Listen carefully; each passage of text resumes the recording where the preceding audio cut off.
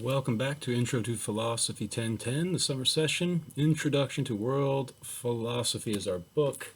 This is the final video for the class, and we're going over exam 4 questions. The last question, part A, number 5, compare Kant's virtue theory to Krishna's advice in the Bhagavad-gita. How are they similar and how are they different? So we already went over the Bhagavad-gita. It was the first video for exam 4. So for Immanuel Kant, the main similarity between Kant and Krishna is they say act out of a sense of duty, not with any concern for the consequences of your actions. That's the main similarity. And another similarity is that Kant has this idea of a categorical imperative. He says act only in such a way that you can transform your moral action into a universal moral law that everybody must follow. If you do that, then you're acting morally. If you do that, then you have a good will. And that's the only thing that has any value in itself, according to Kant, a good will.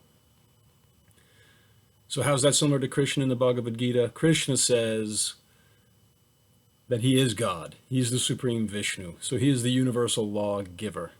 And that all the souls are part and parcel of the supreme soul. For in that sense, everyone is also a kind of a moral lawgiver, but we're going to keep it pretty focused on just the texts, the selections of the Bhagavad-gita that we have here, and from Kant's philosophy from Fundamental Principles of the Metaphysics of Morals. So on page 161, Kant says, nothing can possibly be conceived in the world, or even out of it, that cannot be called good without qualification except a good will. Anything else you want to call good, intelligence, wit, judgment, they're good in themselves, but if they're being utilized by a bad person, then they're not good.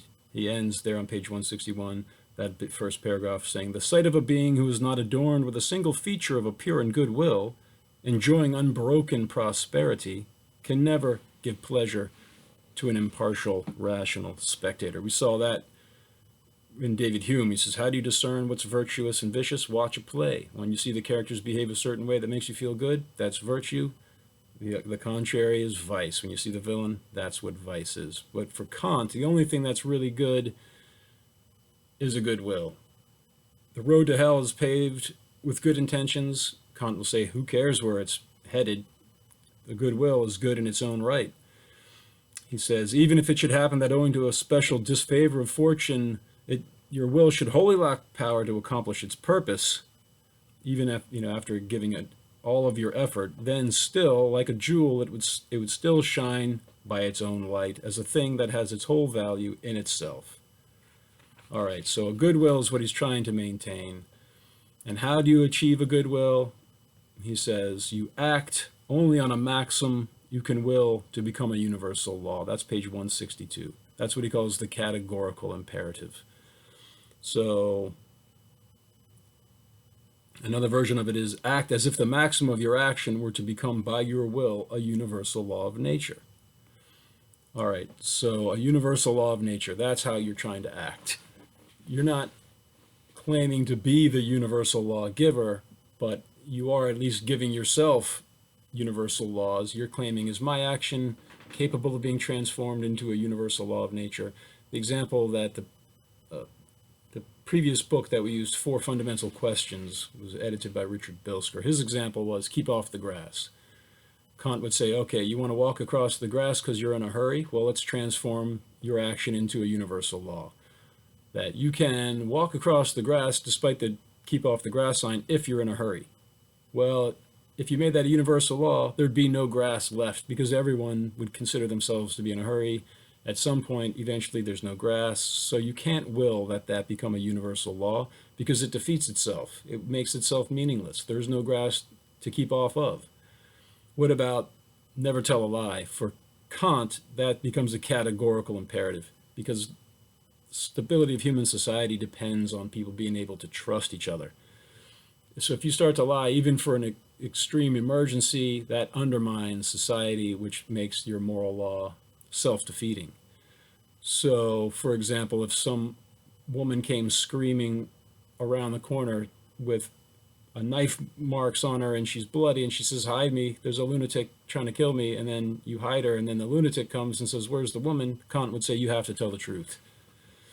That the consequences of the woman dying don't outweigh the consequences of destroying your goodwill by violating the categorical imperative of always tell the truth. So there's a lot of details that we're not going to get into in this introduction to philosophy class, considering especially that we're up the final exam is in a few days, so I'm going to keep it as simple as I can. There's another part of Kant's morality, which is on page 165. He says, treat humanity in every case, whether in your own person or in that of anyone else, as an end, never only as a means. Because we have reason, we're on a category above the animals, and animals can be used as a means only, according to Kant. I don't think Krishna would agree, because Krishna talks about reincarnation and the eternal soul is in all of the animals, whereas Kant is saying reason distinguishes us from the animals, who can be used as means to an end only, but not humans. They should be treated as an ends in themselves. So I'll give us a little bit of a preface. On page 164, the right-hand column, Kant says, now I say, man and generally any rational being exists as an end in himself, not merely as a means to be arbitrarily used by this or that will. In all his actions, whether they concern himself or other rational beings, he must always be regarded at the same time as an end. Skipping a little bit, he says, but the inclinations themselves being sources of desire are so far from having an absolute worth for which they should be desired that, on the contrary, the universal wish of every rational being must be to be wholly free from them. Thus the worth of any object to be acquired by our action is always conditional. Being whose existence depends not on our will but on nature's have nevertheless, if they are irrational beings, only a relative value as means and are therefore called things. Rational beings, on the contrary, are called persons. All right, well, one point in there that I want to compare to Krishna. He says, all right, so the inclinations, those are our desires, themselves being sources of desire, are so far from having an absolute worth for which they should be desired that, on the contrary, the universal wish of every rational being must be to be wholly free from them. That's very similar to Krishna, who says you need to be free from your desires, your bodily desires, so that you can have a calm mind. And only then will you be able to see Krishna as the object of worship to be served. And I'll come back to that, but it's pages 8 and 9 in the Bhagavad-gita in our book. Here Kant is saying that our desires, they don't have any absolute worth. And as a matter of fact, the universal wish of every rational being must be to be wholly free from them. So freedom is another part of Kant's ethics.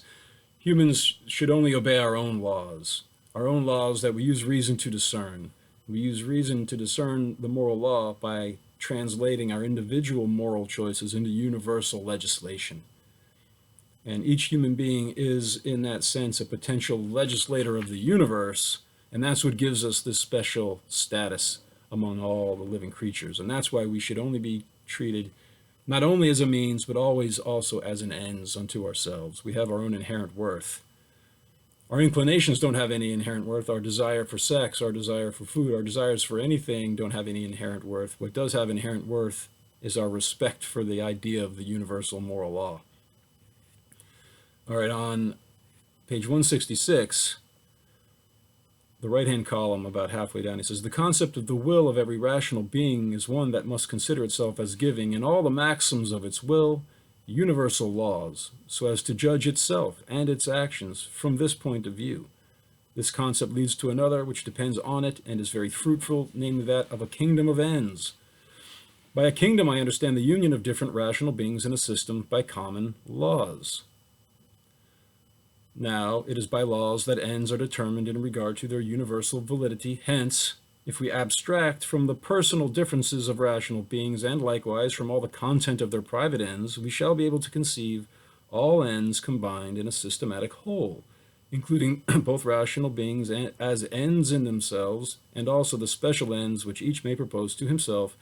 That is to say, we can conceive a kingdom of ends which on the preceding principles is possible.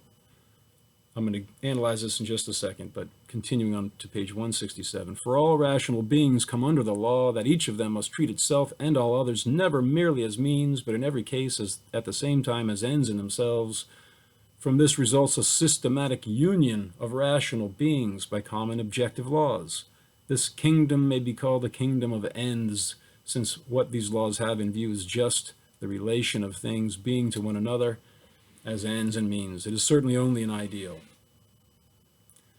All right, so we are, as rational beings, we're all members of one universal kingdom of ends, because we can use reason to discern these moral universal maxims that hold true for every other rational being. So in that sense, we're all part of one kingdom. Our reason functions the same, and we can discover moral laws that can hold absolutely everywhere in the universe.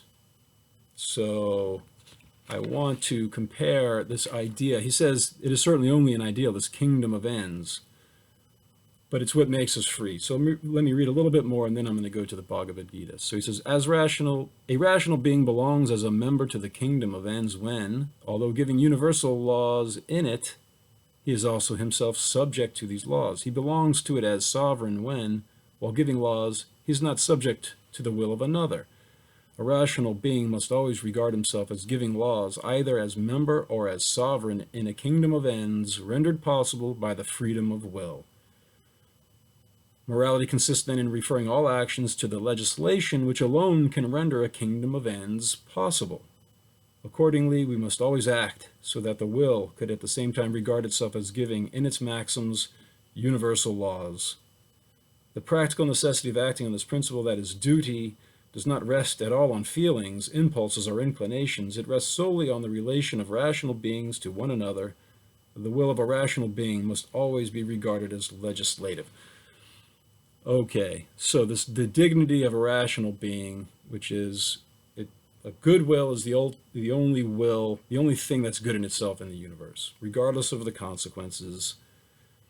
And a good will is defined as that will which acts out of respect for the duty to the idea of universal law, for the idea of being a member of the kingdom of ends, where each of our moral actions is a universal legislation in our own minds. We have to constantly create universal laws of morality that hold true for every rational being.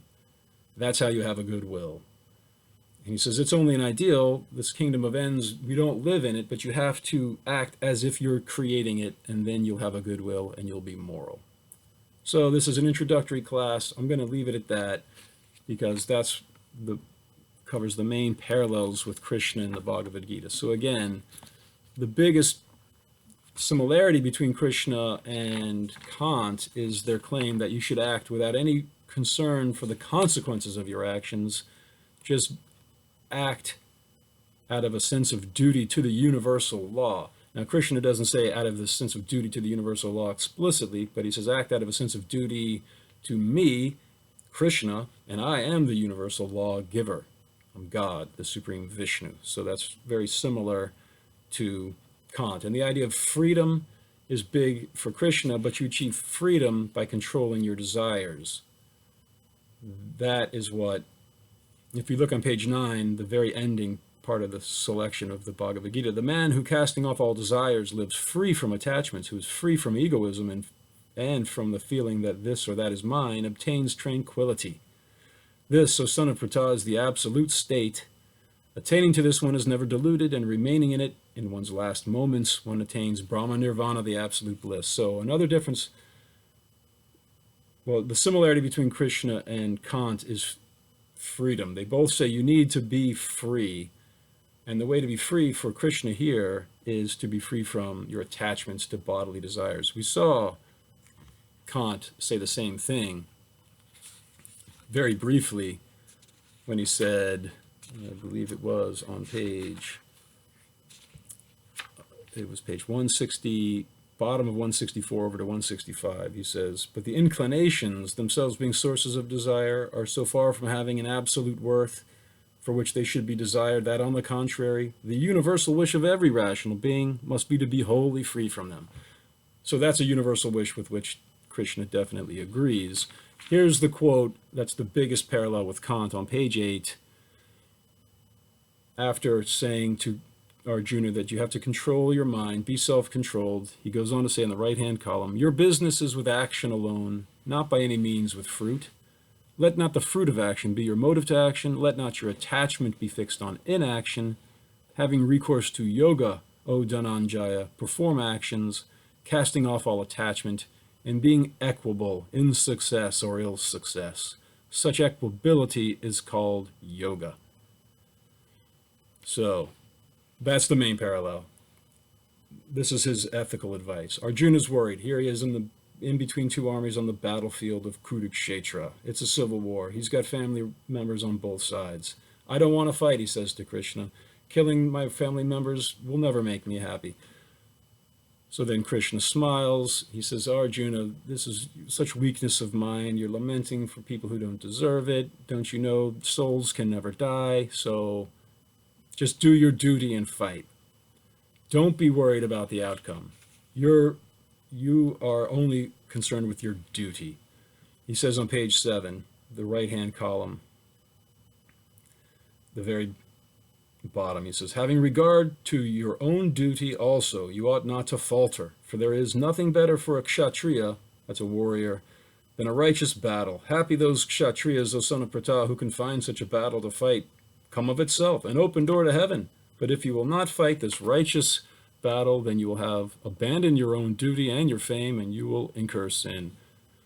All right, so this is similar and dissimilar to Kant. It's similar in the fact that Kant says, just do your duty regardless of the outcome. That's what Krishna's definitely saying. But also Krishna adds the thing, you'll lose your fame. And he says, anyone who's been honored previously, it hurts so much to be subsequently dishonored. Kant would say, who cares about that? Be unconcerned with anything other than being able to translate your moral decisions into a universal law. Krishna is also saying, do your duty according to the Vedic caste system. The difference with Kant is Krishna saying, I'm God, and there is a reincarnating soul. Kant doesn't say that, but they both focus on doing your duty without attachment to the fruits of your action. That's the main thing. Also, control your desires. That's how you become free. That is similar to Kant, and we read that part. And Kant's idea of this kingdom of ends, how we're all unified in the fact that we're rational beings and therefore capable of developing universal moral legislation. There's something similar to that in Krishna's philosophy, in the sense that we're all eternal souls and we're part of the universal soul, Krishna himself, which is the essence of the universal legislation. But on page 8, I'll read a little bit. After telling Arjuna to fight because it's his duty as a warrior, according to the social caste system, he says, now I'm going to give you the knowledge of yoga, which means union, uniting your mind with God. He says, the knowledge here declared to you is that relating to Samkhya. That was the previous explanations. Now hear that relating to the yoga. Possessed of this knowledge, O son of Pratha, you will cast off the bonds of action in this path to final emancipation. Nothing that is commenced becomes abortive. No obstacles exist, and even a little of this form of piety protects one from great danger. There is here, O descendant of Kuru, but one state of mind, consisting in firm understanding, but the states of mind of those who have no firm understanding are many-branched and endless. So, the state of mind consisting in firm understanding regarding steady contemplation does not belong to those, O son of Pratha, who are strongly attached to worldly pleasures and powers. One state of mind for those who can control their sense perceptions seems similar to the state of ends, the kingdom of ends, where each member uses reason to establish a universal system of legislation, of moral laws that everyone creates, being partakers of reason, and that everyone willingly obeys. So, on page 9, Krishna says, withdraw your senses like the tortoise pulls its limbs into the body. He says, the boisterous senses, O son of Kunti, carry away by force the mind, even of a wise man who exerts himself for final emancipation. Restraining them all, a man should remain engaged in yoga, making me his only resort, For his mind is steady, whose senses are under his control. All right, make me your only resort. Kant would say, make the idea of a goodwill, which is acting according to respect for the universal legislation that you create in your mind, your only resort. It's similar in the respect that Krishna is the universal legislator in whom all beings are one. Kant doesn't talk about the kingdom of ends as a personified God, but there is a similarity there, I think, that you can see. Continuing now, Krishna says, the man who ponders over objects of sense forms an attachment to them. From that attachment is produced desire, and from desire, anger is produced. From anger results want of discrimination, from want of discrimination, confusion of the memory, from confusion of the memory, loss of reason, and in consequence of loss of reason, he is utterly ruined. So you see, Kant says the same thing. Reason is absolutely imperative to develop a good will, because you have to use reason to discern the categorical imperative, which is, can I will that my moral action be translated into a universal law that everyone else must also follow? So they both say you have to have reason, without it you're ruined. And the moral law, this kingdom of ends, for Kant, is Krishna himself, who's the universal legislator. And again, the main parallel between the two is this quote from Krishna, your business is with action alone, not by any means with fruit. Let not the fruit of action be your motive to action. Just do your duty, having recourse to yoga, being equable in success or ill success. Focus on me, says Krishna. Focus on the universal categorical imperative and the kingdom of ends, says Kant. So another big difference. Kant doesn't claim to be God, Krishna does. Kant doesn't talk about the soul and reincarnation, and Krishna does. So those are the main differences, but their general outlook is very similar. All right, so that'll be the last video for the summer session. Now I'll be going back and catching up with all the grading. So good luck on exam 4, and thank you for taking the class.